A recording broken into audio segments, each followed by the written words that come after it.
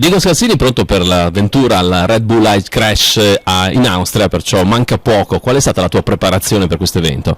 La fase di preparazione è stata presa un attimino in ritardo per problemi burocratici, però si è articolata su un lasso di tempo di 1 mese e mezzo in cui mi hanno seguito, come detto, il personal trainer Gianluca Tamigi.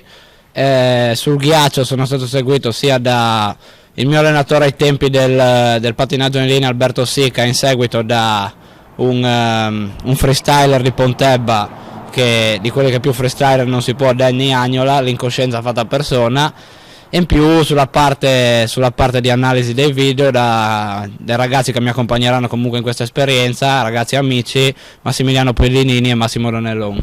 Come è nata l'idea della partecipazione a questo evento importante?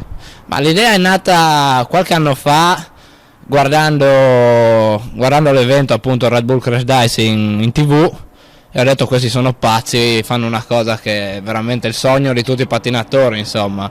Abbigliamento è quello classico da hockey?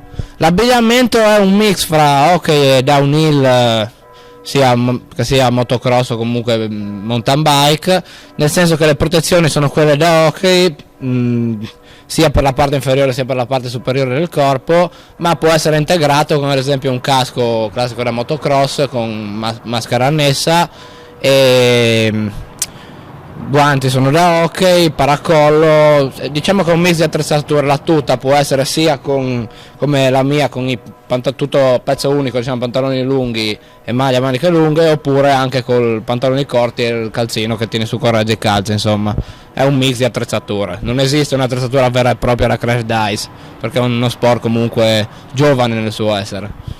Questo dal 17 al 19 in Austria, di preciso dove? Sarà un 3 giorni di fuoco? Sì, la località si chiama Wagrain Kleiner. Ammetto essere un posto nuovo per me, nel senso non ci sono mai stato.